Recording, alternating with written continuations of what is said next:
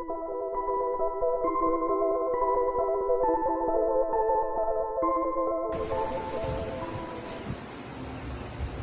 علیکم بیننده‌های عزیز. خلاصه در میامی هستم، در یکی از اسبخانه ها. ببینید اسب‌ها چه اسب‌های بسیار هم تازه آزاده شوخ هم هستن. خودشون نمی‌بینید که بستگی این اسب‌ها نرخشون خیلی هم بلند، میلیون میشه.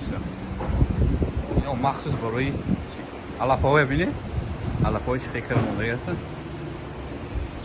شکمچه‌شون که گرسنه شد، این خیلی کم علف گرفته میگیره. یه بیشتر همجوریشون داره. حیات خوب بسیار شوخ. اینجا سیاهشون موندگی هستن برای تازه خرید کردن.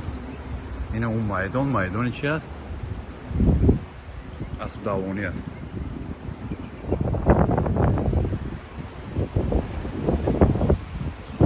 همشون چی دارن؟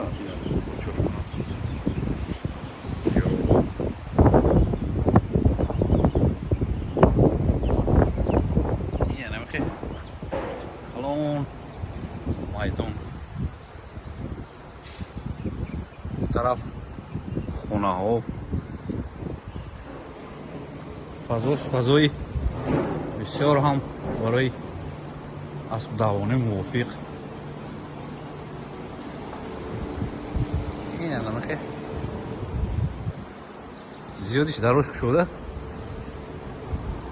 معلوم که مردم برده دکنده گشتن. این طرف فقط این طرف خالی، هر خالی، همین دو قطار اسب است. این بسیار شوخن، بسیارشون معلوم که یا دوانچخا.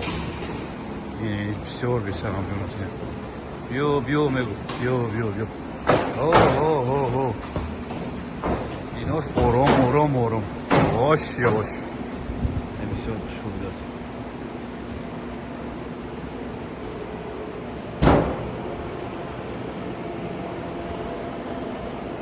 چه تازه bakın هر روز بازیشون میکنن. اینه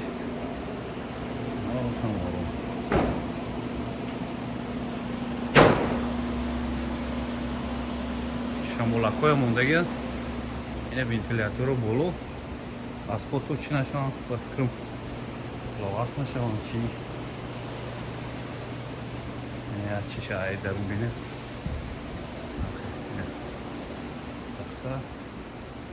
این نشون بسیار زیبا.